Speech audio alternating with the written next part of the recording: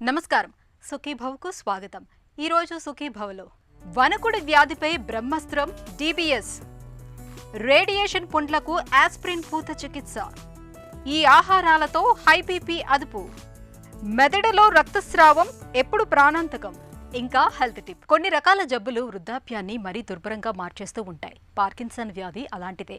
దీన్నే వాడుకలో వణుకుడి వ్యాధి అని పిలుస్తాం. ఈ జబ్బు బారిన పడ్డప్పుడు విశ్రాంతి సమయాల్లోనూ ఒళ్లంతా ఒకటే వణికిపోతూ ఉంటుంది. చేతులతో దేన్ని కుదురుగా పట్టుకోలేకపోతూ ఉంటారు. వయసుతో పాటు మెదడులోని నాడీ కణజాలం, న్యూరాన్ల వ్యవస్థ క్షీణించిపోవడంతో వణుకుడి వ్యాధి మొదలవుతూ ఉంటుంది. ఎల్డోపా వంటి మందులతో కొంతవరకు పార్కిన్సన్ జబ్బును అదుపులో పెట్టుకోవచ్చు. అయితే ఈ వణుకుడి వ్యాధికి ఇటీవలి కాలంలో డీప్ బ్రెయిన్ స్టిమ్యులేషన్ అనే సరికొత్త చికిత్స ఒకటి అందుబాటులోకి వచ్చింది. మెదడులో దెబ్బతిన్న భాగాలకు ఎలక్ట్రిక్ కోడ్ల ద్వారా ప్రేరణ కలిగించడం ద్వారా పార్కిన్సన్ జబ్బును చాలా వరకు నయం చేయొచ్చని చెబుతున్నారు డాక్టర్లు. పార్కిన్సన్పై బ్రహ్మాస్త్రం లాంటి డీప్ బ్రెయిన్ స్టిమ్యులేషన్ గురించిన పూర్తి వివరాలను ఇప్పుడు తెలుసుకుందాం. మన మెదడు ఒక అద్భుత నిర్మాణం. దీనిలో కొన్ని వందల కోట్ల నాడీ కణాలుంటాయి. వీటిలో అన్ని పనులు చేయవు. మెదడులోని కొన్ని ప్రాంతాల్లోని కణాలు కొన్ని ప్రత్యేక పనులను పర్యవేక్షిస్తూ ఉంటాయి. ఉదాహరణకు మెదడు వెనకాల ఉండే ఆక్సిపిటల్ లంబికలో నాడీ కణాలు కంటి చూపును, చెవుల పక్కన ఉండే టెంపోరల్ లంబికలోని కణాలు వాసన పసిగట్టడంలో ఇలా ప్రత్యేకంగా తోడ్పడుతూ ఉంటాయి. ఇలాగే మన మెదడు లోపల కింది భాగంలో సబ్స్టాన్షియా నైగ్రా అనే చిన్న భాగంలో ఉండే నాడీ కణాలు మన శారీరక కదలికలను పర్యవేక్షిస్తూ ఉంటాయి. ఈ నాడీ కణాలు చనిపోతూ వీటి సంఖ్య క్షీణించటం వల్ల వచ్చే సమస్యే పార్కిన్సన్స్. ఈ నాడీ కణాలు డోపమన్ అనే రసాయనాన్ని ఉత్పత్తి చేస్తూ ఉంటాయి. మన నాడీ కణాల మధ్య సమాచారాన్ని చేరవేస్తూ మన శరీర కదలికలకు దోహదం చేస్తూ ఉంటుంది ఈ రసాయనం. అయితే ఆ నాడీ కణాలు చనిపోతూ వాటి సంఖ్య క్షీణించిపోతున్నప్పుడు ఈ రసాయనం ఉత్పత్తి కూడా తగ్గిపోయి క్రమేపీ శారీరక కదలికలు నెమ్మదించటం, వణుకు, నిలబడితే తోలటం వంటి లక్షణాలన్నీ బయలుదేరుతాయి. పార్కిన్సన్స్ వ్యాధికి ఇదే మూలం. డీప్ బ్రెయిన్ స్టిమ్యులేషన్ అన్నది ఒక ఫంక్షనల్ ఆస్పెక్ట్ ఆఫ్ బ్రెయిన్ని కొంచెం కరెక్ట్ చేస్తుంది అన్నమాట. ఈ స్టిమ్యులేషన్ అన్నది ఒక పర్టికులర్ వైర్స్తో పర్టికులర్ ఏరియాస్ ఆఫ్ బ్రెయిన్ని స్టిమ్యులేట్ చేయడం వల్ల మన మూవ్మెంట్ డిజార్డర్స్, మీరు పార్కిన్సన్స్ డిసీజ్ అన్న ఒక డిసీజ్ గురించి మీరు వినే ఉంటారు. అందులో ఇలా ట్రెమర్స్ వస్తాయి, స్లో అయిపోతారు, దానికి రిజిడిటీ అంటే కొంచెం ఒక కైండ్ ఆఫ్ అక్కడాపన్, దాన్ని అలా అంటారనమాట, స్టిఫ్నెస్ వచ్చేస్తుంది అనమాట. వాకింగ్ డిఫికల్టీ ఉంటుంది. యూజువలీ ఒక ఏజ్ తర్వాత వస్తుంది. యంగ్ ఆన్సెట్ కూడా మనం చూడొచ్చు. కానీ 60 years 70 years తర్వాత ఇది మనం జనరలీ చూస్తాం. అప్పుడు అనిపిస్తుంది, అరే పార్కిన్సన్స్తో ఇది కానీ లేదు కదా అనేది కొంచెం భయం వస్తుంది. ఈ పార్కిన్సన్స్ డిసీజ్ అన్నది చాలా కామన్ డిసీజ్. మనం యాక్చువల్లీ డీజెనరేటివ్ డిసీజెస్ అన్న వాటిల్లో చూస్తే కనుక ఇది 2వ నెంబర్లో ఉంటుంది. ఫస్ట్ ఏమో మన మెమరీ ప్రాబ్లం, అల్జైమర్స్, డిమెన్షియా మనం అనుకుంటాం కదా, మనం వి ఫర్గెట్ థింగ్స్. దాని తర్వాత పార్కిన్సన్స్ డిసీజ్ అనమాట. చాలా కామన్ ఇది. వణుకుడు వ్యాధిని ఇప్పటికీ పూర్తిగా నయం చేయటం సాధ్యం కావటం లేదు. అయితే ముందుగానే గుర్తిస్తే మాత్రం దీన్ని ఖచ్చితంగా అదుపులో ఉంచటానికి ఆధునిక వైద్యంలో ఇవాళ చక్కటి మందులు, చికిత్సలు మనకు అందుబాటులో ఉన్నాయి. పార్కిన్సన్స్ వ్యాధికి అద్భుతంగా ఉపయోగపడుతున్న మందు ఎల్-డోపా. దీన్ని మనం తీసుకున్న తర్వాత మెదడులోకి వెళ్ళి డోపమైన్గా మారిపోతుంది. క్షీణించిపోయినవి పోగా ఇంకా మిగిలి ఉన్న నాడీ కణాలను ఇది ప్రేరేపిస్తుంది. దీంతో మన కదలికలు సాధారణంగా తయారైపోతాయి. అయితే మొదట్లో ఎల్-డోపాతో మంచి ఫలితాలున్నా కాలం గడుస్తున్న కొద్దీ దుష్ప్రభావాలు మొదలవుతూ ఉంటాయి. కదలికలు ఎక్కువై భరతనాట్యం చేస్తున్నట్లుగా కదులుతూ ఉంటారు. కొన్నిసార్లు బిగుసుకుపోతూ ఉంటారు. ఈ రకమైన సమస్యల్ని అధిగమించేందుకు డీప్ బ్రెయిన్ స్టిమ్యులేషన్ అనే సరికొత్త చికిత్స ఒకటి ఇటీవల మనకు అందుబాటులోకి వచ్చింది. వాడుకలో డిబిఎస్గా పిలిచే ఈ చికిత్స సాయంతో పార్కిన్సన్ బాధితులు దైనందిన జీవితాన్ని సాఫీగా గడపొచ్చని చెబుతారు డాక్టర్లు.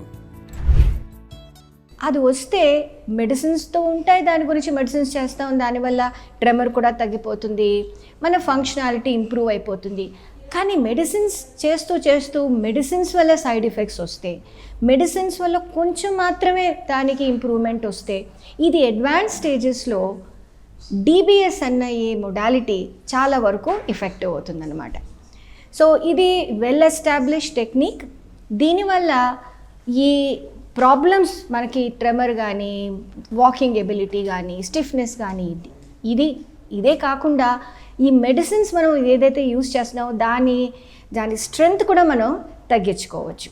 అండ్ ఈ మెడిసిన్స్ వల్ల వచ్చే సైడ్ ఎఫెక్ట్స్, డిస్కైనేషియాస్ అని ఉంటాయి, అవి కూడా తగ్గించుకోవచ్చు. ఇదే కాకుండా డీప్ బ్రెయిన్ స్టిమ్యులేషన్ అది ముందుగా మనకి ఈ several psychiatry disorders, mental health ప్రాబ్లమ్స్లో కూడా చాలా వరకు ఒక లెవెల్ లెవెల్ 1 ఎవిడెన్స్ అంటామంటే చాలా వరకు ఎంతో రీసెర్చ్ తర్వాత దీనిలో కూడా ఎఫెక్టివ్నెస్ వచ్చింది.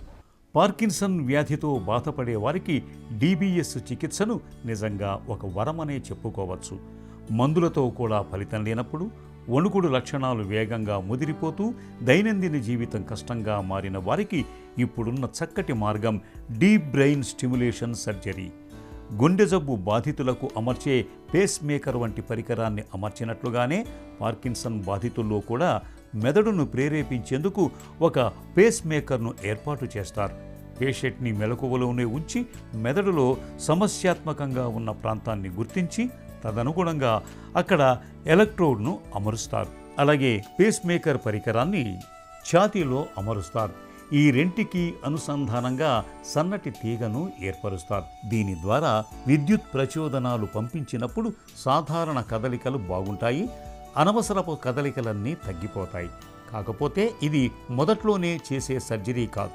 ముందు కొంతకాలం మందులు వాడి చూసి వాటితో ప్రయోజనం తగ్గిపోతోందని గుర్తించినప్పుడు దీన్ని సిఫార్సు చేస్తారు. దీంతో ఎవరికి ఖచ్చితంగా లబ్ధి చేకూరుతుందన్నది నిర్ధారించటం కీలకం. అప్పుడే దీంతో ఫలితాలు బాగుంటాయి. బ్రెయిన్ అటాక్ దీని గురించి మాట్లాడితే some kind of deficits, disability అంటాం. మనకి బ్రెయిన్ అటాక్ వచ్చేసిందండి, తర్వాత ఏదో పక్షఘాతం వచ్చిందంటే హ్యాండ్ కానీ లెగ్ కానీ పని చేయట్లేదు, ఫంక్షనల్ డెఫిసిట్స్ అంటాం. దీనిలో ఫిజియోథెరపీ, ఎక్సర్సైజెస్ అని ఉంటాయి కదా. అది కాకుండా కొన్ని వెరైటీస్లో రీసెర్చ్ వస్తుంది డిబిఎస్ దాని వల్ల కూడా. దిస్ కన్సెప్ట్ అంటే ఈ డిసబిలిటీ ఇంకా మనం మంచిగా దీన్ని ఎలాగా టైలర్ చేయొచ్చో అది కూడా చేయొచ్చు అన్నమాట. అదే కాకుండా ఈ డీప్ బ్రెయిన్ స్టిమ్యులేషన్ టెక్నిక్ కూడా చాలా అడ్వాన్స్ అవుతోంది. ఇది ఇంతకు ముందులాగా ఇది చాలా పెద్ద సర్జరీ అండి అలా లేదు. ఫంక్షనల్ న్యూరో సర్జరీలో దీని ఎక్స్పర్టీస్ కానీ, ఇది ప్రాక్టీస్ చేసే డాక్టర్స్ స్ట్రెంగ్త్ కానీ మన ఇండియాలో చాలా వరకు ఎక్కువ అవుతుంది. ఎన్నో స్పెషాలిటీస్లో, ఎన్నో సెంటర్స్లో ఇది మనకి అవైలబిలిటీ వస్తుంది. డీప్ బ్రెయిన్ స్టిమ్యులేషన్ను పార్కిన్సన్స్ వ్యాధి చికిత్సకు సంబంధించి శక్తివంతమైన చికిత్సగా చెప్పుకోవచ్చు. మెదడులో ఎలక్ట్రోడులు, ఛాతీలో పేస్ మేకర్ను అమర్చటం, మెదడులోని కొన్ని కణాలను తొలగించటం, మరికొన్ని భాగాలకు ఎలక్ట్రిక్ షాక్ ఇవ్వటం ద్వారా వణుకుడు వ్యాధి మరింత ముదరకుండా చేయొచ్చు. సర్జరీ తర్వాత ఛాతీలోని పేస్ మేకర్ను డాక్టర్లు ప్రత్యేకమైన రిమోట్ కంట్రోల్ సాయంతో క్రియాశీలం చేస్తారు. రోగిలో వ్యాధి తీవ్రత, వణుకుడు లక్షణాలను బట్టి పేస్ మేకర్ ఎంతవరకు పల్స్ ఉత్పత్తి చేయాలన్నది డాక్టర్లు ప్రోగ్రాం చేస్తారు. పరికరాన్ని రాత్రిళ్ళు ఆఫ్ చేసుకోవటం, ఉదయాన్నే ఆన్ చేయటం వంటి వాటిని స్వయంగా ఆపరేట్ చేసుకునేలా పేషెంటుకు సైతం శిక్షణ ఇస్తారు. పేస్ మేకర్ పరికరానికి పేషెంటు అలవాటు పడటానికి, ఫలితాలు కనిపించటానికి సాధారణంగా కొంతకాలం పడుతుంది. అయితే డిబిఎస్ను మరీ తొలి దశలోనే చేయకూడదు, అలాగని మరీ ఆలస్యంగానూ చేయకూడదు. ఎల్డోపా వంటి మందులతో కొంత ప్రయోజనం ఉంటున్నప్పుడే సర్జరీ చేయటం మంచిది. అప్పుడే ఫలితాలు బాగుంటాయి. చాలామందికి ఈ సర్జరీ తర్వాత మళ్ళీ మందులు వాడాల్సిన అవసరం రాకపోవచ్చు. కొందరిలో ఎల్డోపా కొద్ది మోతాదులో వాడాల్సి రావచ్చు. దీనివల్ల అదనంగా మరో 10 నుంచి 15 ఏళ్లు ఎలాంటి ఇబ్బంది లేకుండా సాధారణ జీవితం గడపచ్చు. హెల్త్ న్యూస్ మీకోసం. క్యాన్సర్ కణితులను నిర్మూలించడంలో రేడియేషన్ థెరపీ అనేది ఒక సమర్థవంతమైన చికిత్స. అయితే ఎక్కువ కాలం పాటు రేడియేషన్ ఇచ్చినప్పుడు చర్మం దెబ్బతినచ్చు. చర్మం ఎరుపెక్కడం, పుండ్లు పడటం, కణజాలం చనిపోవటం, తీవ్రమైన నొప్పి, ఇన్ఫెక్షన్, వాపు వంటివి తలెత్తవచ్చు. ఈ చిక్కులను తప్పించేందుకు చైనాకు చెందిన పరిశోధకులు ఆస్ప్రిన్ పూతతో కూడిన హైడ్రోజెల్ను రూపొందించారు. ఇది కణాల మధ్య పోషణ ద్రవంగా పనిచేస్తూ దెబ్బతిన్న చర్మం త్వరగా కోలుకోవటానికి తోడ్పడుతున్నట్లు జంతువుల మీద నిర్వహించిన అధ్యయనంలో బయటపడింది. దీన్ని మరింత మెరుగుపరిస్తే మనుషుల్లోనూ రేడియేషన్తో ముడిపడిన పుండ్లు త్వరగా నయమయ్యేలా చేయగలదని పరిశోధకులు భావిస్తున్నారు. ప్రస్తుతం ఇలాంటి పుండ్లకు కొన్ని చికిత్సలే అందుబాటులో ఉన్నాయి. వీటిలో ముఖ్యమైనవి దెబ్బతిన్న చర్మాన్ని శస్త్రచికిత్సతో తొలగించడం, ఒత్తిడి వాతావరణంలో శుద్ధ ఆక్సిజన్ను అందించడం అనేవి కీలకమైనవిగా చెప్పుకోవచ్చు. ఇటీవల హైడ్రోజెల్తో చేసిన పట్టీలను పుండ్లకు చుట్టే పద్ధతి ఆదరణ పొందుతోంది. ఇది చాలా తేలికైన పద్ధతి. శరీరంలో మాదిరిగా తడి వాతావరణాన్ని కల్పిస్తుంది. ముఖ్యంగా గ్లైకోపెప్టైడ్ ఆధారిత హైడ్రోజెల్ మంచి ఫలితాన్ని చూపిస్తున్నాయి. వీటిలో నానో ఫైబర్ నిర్మాణాలు కణవృద్ధిని ప్రోత్సహిస్తున్నాయి. కణాలు అతుక్కోవడాన్ని, గాయం దగ్గరకు చేరుకోవడాన్ని నియంత్రిస్తాయి. వీటికి ఆస్ప్రిన్ పూత పూసి రేడియేషన్ పుండ్లకు సైతం వాడుకోవచ్చని తాజాగా రుజువైంది. ఇవి ఆక్సిజన్తో కూడిన అస్థిర అణువులను ఊడ్చివేస్తున్నట్లు, చీలిపోయిన డిఎన్ఏను మరమ్మతు చేస్తున్నట్లు, వాపును నిలువరిస్తున్నట్లు తేలింది. ఇవన్నీ పుండ్లు మానడానికి తోడ్పడేవేనని చెబుతున్నారు పరిశోధకులు. రక్తపోటు కొండెక్కుతుందని తెలియగానే మనలో చాలా మంది ఉప్పు వాడకాన్ని తగ్గించేస్తారు. ఒకందుకు ఇది మంచిదే. అయితే అంతటితో అయిపోదు. ఉప్పును తగ్గించడంతో పాటు రోజువారీ ఆహారపు అలవాట్లలోనూ తగిన మార్పులు చేర్పులను చేసుకోవాల్సి ఉంటుంది. ఎందుకంటే సహజ సిద్ధమైన ఆహారాల్లోనూ కొంత మోతాదులో ఉప్పు ఉంటుంది. అలాగే కొన్ని రకాల ఆహారాలను తక్కువగా తీసుకోవాలి. మరికొన్నిటిని పూర్తిగా పక్కన పెట్టాల్సి ఉంటుంది. అధిక రక్తపోటును అదుపులో ఉంచే ఆహార నియమాల గురించి ఇప్పుడు తెలుసుకుందాం. రక్తపోటు అన్నది ఎక్కువగా ఏంటంటే పైది కొంచెం ఎక్కువ ఉన్న నార్మల్ అనుకుంటాం, కానీ కిందది మటుకు చాలా మటుకు మెయింటైన్ చేస్తూ ఉండాలి. కిందది మటుకు 80 దాటితే మటుకు కొంచెం జాగ్రత్తగా ఉండాలి. ఒకటి అఫ్కోర్స్ జెనెటిక్స్, అంటే పెద్దవాళ్ళకి వంశపరంపరంగా వచ్చేదానికి మనం ఏం చేయలేం. కానీ మధ్యలో వచ్చిందంతా ఈ ఒత్తిడి వలన, మానసిక ఒత్తిడి వలన, లేకపోతే తినే ఆహారంలో ఉప్పు ఎక్కువ ఉండి పచ్చళ్ళు, తర్వాత ఎక్కువ ఈ మాంసకృతులు ఉన్న ఎక్కువ ఆహార పదార్థాలు, మటను, చికెను అటువంటి ఎక్కువ తిన్నా అప్పుడు బీపీ ఎక్కువ రైజ్ అవుతుంది. కాబట్టి అలాంటప్పుడు కొన్ని ఆహారపు జాగ్రత్తలు చాలా మటుకు ఇంపార్టెంట్. అదేంటంటే ఒకటి ఏంటంటే ఉప్పు బాగా తగ్గించాలి. అంటే నార్మల్గా హెల్తీగా ఉన్న మనుషులు 2.5 నుంచి 5 గ్రాములు, అంటే ఒక అర టీ స్పూన్ నుంచి టీ స్పూన్ ఉప్పు వాడాలి. ఈ బీపీ ఉన్నవాళ్ళు ఆ ½ టీ స్పూన్ కంటే తక్కువ వాడుకోవడం మంచిది. అంటే ఏంటి, ఫస్ట్ పచ్చళ్ళు మానేసేయాలి పూర్తిగా, ఏ టైప్ అయిన పచ్చళ్ళు ఉండకూడదు. రెండోది నూనెలు, కొవ్వు పదార్థాలు చాలా మటుకు తగ్గించాలి. అంటే ఏంటి, ఇప్పుడు వెన్న కానీ నెయ్యి కానీ ఇటువంటి కొవ్వు పదార్థాలు, చీజు ఇలాంటివన్నీ చాలా తగ్గించడం మంచిది. వీటి మీద ఎక్కువగా పెడితే ఇంధనం ఎక్కువ రాదు. కాబట్టి ఎప్పుడైతే ఎక్కువ ఇంధనం అంటే క్యాలరీస్ బాగా పెరిగిపోయేటప్పటికి ఆహారంలో కొవ్వు కింద తయారైపోద్ది, బ్లడ్ ప్రెషర్ పెరుగుతూ ఉంటుంది అన్నమాట. అవి తగ్గించుకొని ఆహార పదార్థాల్లో ముఖ్యంగా కూరగాయలు, పండ్లు ఇటువంటివన్నీ వాడుతూ ఉంటే బీపీ చాలా మటుకు కంట్రోల్ అవుతూ ఉంటుంది. మెదడులో రక్తస్రావం జరగటం అనేది అత్యవసర పరిస్థితి. ఈ విపత్కర పరిస్థితిలో సాధ్యమైనంత వేగంగా వైద్య సాయాన్ని అందించాల్సి ఉంటుంది. మెదడులో రక్తస్రావం జరగటానికి చాలా వరకు అధిక రక్తపోటే కారణంగా ఉంటుంది. అలాగే మద్యపానం అలవాటు ఉన్నప్పుడు, ఏళ్ల కొద్దీ మందులు వాడుతున్నప్పుడు కూడా మెదడులో రక్తస్రావం జరిగే అవకాశాలుంటాయి. ఆలస్యం అవుతున్న కొద్దీ ప్రాణాలకు ముప్పు ముంచుకొచ్చే ఇలాంటి విషమ పరిస్థితుల్లో ఏం చేయాలో, వెంటనే ఎలాంటి చికిత్స అవసరం అవుతుందో డాక్టర్ని అడిగి ఇప్పుడు తెలుసుకుందాం. బ్రెయిన్ హెమరేజ్ అంటే ఏంటి? బ్రెయిన్ హెమరేజ్ అంటే బ్రెయిన్ లోపల బ్లీడింగ్ అవ్వడం అండి. సో బ్రెయిన్ లోపల బ్లీడింగ్ అయ్యేదానికి చాలా రకరకాల కాజెస్ ఉంటాయి. ఫస్ట్ కాజ్ ఏంటంటే, మోస్ట్ కామన్గా మనకు కనబడేది ఏంటంటే బీపీ వల్ల. హై బీపీ వచ్చినప్పుడు బ్రెయిన్ లోపల బ్లీడింగ్, అంటే బ్రెయిన్ రక్తనాళాలు చిట్లి దాని నుంచి బ్లీడింగ్ అయ్యే ఛాన్సెస్ ఉంటాయి. ఇంకొకటి ఏంటంటే, స్వతహాగానే బ్రెయిన్ రక్తనాళాలు ఏదైతే ఉంటాయి బ్రెయిన్ లోపల, వాటికి కొంచెం వాటి వాల్స్ ఏదైతే ఉంటాయో కొంచెం వీక్ అయ్యి చిన్న బలూన్ లాగా ఫామ్ అయ్యి అవి రప్చర్ అయ్యే ఛాన్సెస్ ఉంటాయి. వాటిని సబ్అరెక్నాయిడ్ హెమరేజ్ అంటాం, ఎన్యూరిజమల్ బ్లీడ్స్ అంటాం. మెదడు రక్తనాళాల్లో రక్తస్రావానికి కారణాలేంటి? బ్రెయిన్ హెమరేజ్కి నెంబర్ 1 కారణం ఏంటంటే బీపీ అండి. సాధారణంగా మిడిల్ ఏజెస్లో మనకి సడన్గా పేషెంట్కి ఒక చేయి ఒక కాలు వీక్నెస్ రావడం కానీ, మాట సరిగ్గా రాకపోవడం కానీ, సడన్గా అన్కాన్షియస్ అయిపోవడం కానీ అవుతారు. వాళ్ళని మనం హాస్పిటల్కి తీసుకొచ్చి చెక్ చేసి స్కాన్ చేసినప్పుడు ఏంటంటే పెద్ద హెమరేజ్ కనబడుతుంది మనకి. And that is the first time వాళ్ళకి బీపీ ఉన్నట్టు తెలుస్తుంది. So unnoticed BP is most common cause. కొంతమందికి ఏంటంటే ఆల్రెడీ బీపీ ఉండుంటుంది కానీ నెగ్లెక్ట్ చేసి ట్యాబ్లెట్లు వేసుకోకపోవడం వల్ల సడన్గా బీపీ పెరిగి అవి రప్చర్ అయ్యే ఛాన్సెస్ ఉంటాయి. ఇంకొక కాజ్ ఏంటంటే సబ్అరక్నాయిడ్ హెమరేజ్ అంటాము, ఆర్ ఎన్యూరిజమల్ బ్లీడ్ అంటాము. ఇందులో ఏంటంటే రక్తనాళాల్లో ఏదైతే ఉంటాయో వాల్స్ ఉంటాయో దాని వాల్ సన్నంగా అయ్యి బలూన్ లాగా అయ్యి ఆ ప్రెషర్ మెల్లగా పెరిగి ఆ ప్రెషర్కి సడన్గా రప్చర్ అవుతుంది. రప్చర్ అయినప్పుడు బ్రెయిన్ లోపల మళ్ళీ బ్లీడింగ్ అయ్యే ఛాన్స్ ఉంటుంది.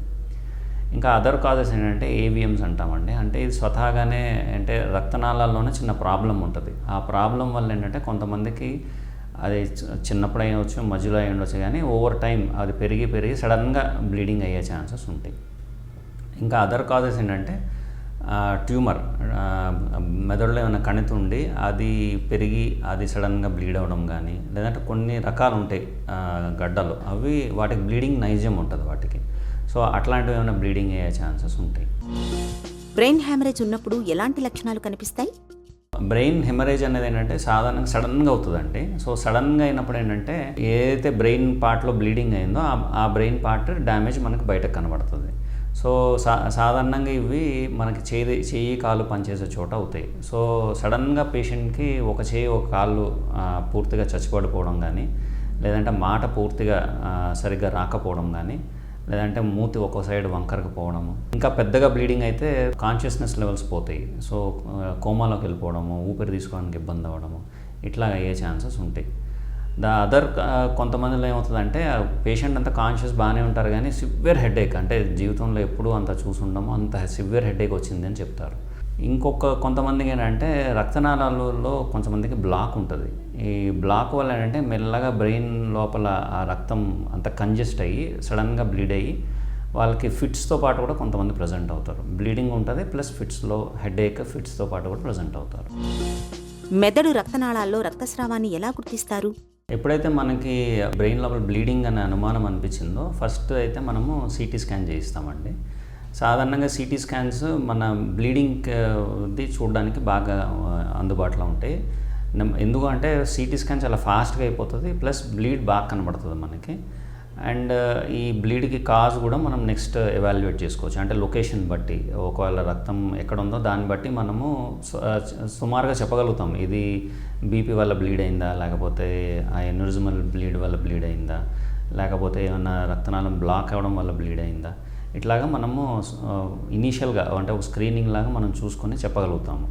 అండ్ ఈ సిటీ స్కాన్లోనే మనకి నెక్స్ట్ లెవెల్ ఆఫ్ థెరపీ ఎట్లా ఉంటుంది అంటే మెడిసిన్స్తోనే ఉంటుందా, లేదంటే ఇంకా ఫర్దర్ ఆపరేషన్లు ఏమైనా చేయాలా, అట్లాంటిది కూడా మనం ఫార్ములేట్ చేసుకోగలుగుతాం. సో ఎప్పుడైతే సిటీ స్కాన్ అయిపోయిందో దాని తర్వాత మనకి అనుమానం బట్టి నెక్స్ట్ లెవెల్ ఆఫ్ ఇన్వెస్టిగేషన్స్ అడుగుతాం. దీంట్లో ఏంటంటే మనం ఏమైనా ట్యూమర్ సస్పెక్ట్ చేస్తున్నాము లేదా ఏవిఎం సస్పెక్ట్ చేస్తున్నాము అంటే ఎంఆర్ఐ స్కాన్ చేయిస్తాము. దానికి అవసరమైతే కాంట్రాస్ట్ ఇస్తాము, లేదంటే యాంజియోగ్రామ్ చేయిస్తాము. అట్లా కాకుండా బ్రెయిన్ లోపల రక్తనాళం చిట్లింది అంటే ఎన్యూరిజమల్ బ్లీడ్ అట్లా ఏమైనా అనిపిస్తే కనుక సిటీ యాంజియోగ్రామ్ కానీ, లేదంటే డిజిటల్ సబ్స్ట్రాక్షన్ యాంజియోగ్రామ్ కానీ ఇట్లాగా చేసి నెక్స్ట్ లెవెల్ ఆఫ్ ఇన్వెస్టిగేషన్ చేసుకొని మనము అసలు ఎందుకు అయింది అన్నది కన్ఫర్మ్ చేసుకుంటాం. బ్రెయిన్ హ్యామరేజ్కి ఎలాంటి చికిత్స తీసుకోవాలి? నార్మల్లీ పేషెంట్ని బీపీ కంట్రోల్ చేసుకొని ఐసీయూలో అడ్మిట్ చేసుకొని బీపీ కంట్రోల్ చేసుకొని రెగ్యులర్ ట్రీట్మెంట్ ఇస్తాము. ఒకవేళ కానీ ఈ బ్లీడ్ చాలా పెద్దగా ఉంది అంటే అప్పుడు ఏం చేస్తాము అంటే వీళ్ళని ఫాలో చేస్తాము. అంటే నెక్స్ట్ స్కాన్లో ఎట్లా ఉంది, బ్లీడ్ పెరుగుతుందా చిన్నగా అవుతుందా అన్న దాన్ని బట్టి నెక్స్ట్ లెవెల్ ఆఫ్ థెరపీ ఉంటుంది. కొంతమందిలో ఏమవుతుందంటే పేషెంట్ ఇనీషియల్గా వచ్చినప్పుడు బాగానే ఉంటారు కానీ ఓవర్ టైం మన ఐసీయూలో అడ్మిట్ చేసుకొని ఎగ్జామిన్ చేస్తున్నప్పుడు ఏంటంటే మెల్లగా వాళ్ళ కాన్షియస్నెస్ లెవెల్స్ తగ్గడం కానీ, లేదంటే కొత్త సిమ్టమ్స్ ఏమైనా రావడం కానీ అనిపించినప్పుడు రిపీట్ స్కాన్ చేసుకొని చూస్తాం. ఎప్పుడైతే మనకి స్కాన్స్లో ఇది మెడిసిన్స్తో తగ్గట్లేదు అండ్ బ్లీడ్ సైజ్ పెరుగుతుంది, లేదంటే బ్లీడ్ వల్ల దాని చుట్టూతా వాపు వస్తుంది, బ్లీడ్ వల్ల ప్రెషర్ పెరుగుతుంది, ఇట్లాంటిది వచ్చినప్పుడు మనం ఏం చేస్తామంటే ఆపరేషన్స్ చేస్తామండి. ఈ ఆపరేషన్స్లో ఏంటంటే టైప్స్ ఉంటాయి మనకి, అందుబాటులో ఎట్లా ఉందో బ్లీడ్ ఎట్లా ఉందన్న దాన్ని బట్టి ఆపరేషన్ ఉంటుంది. పెద్ద బ్లీడ్స్ ఉన్నాయనుకోండి, మనం ఏం చేస్తామంటే ఒక పార్ట్ ఆఫ్ స్కల్ తీసేసి దాన్ని పొట్టలో పెడతాము. అండ్ ఎప్పుడైతే తీస్తామో ఆ బ్లీడ్ అవిన బ్రెయిన్ తరగ ప్రెషర్ బయటికి ట్రాన్స్మిట్ అయ్యి మళ్ళీ rest of the brain function చేయడానికి పనికొస్తుంది. కొన్నిసార్లు ఏం చేస్తామంటే మనం బ్లీడ్ని ఎవాక్యువేట్ చేస్తాం. అంటే ఇప్పుడు ఏదైతే బ్లీడ్ అయిందో దాన్ని మనము ఆపరేట్ చేసినప్పుడే చిన్నగా కట్ చేసి ఆ లోపల ఉన్న మొత్తం బ్లీడ్ అంతా తీసేస్తాం.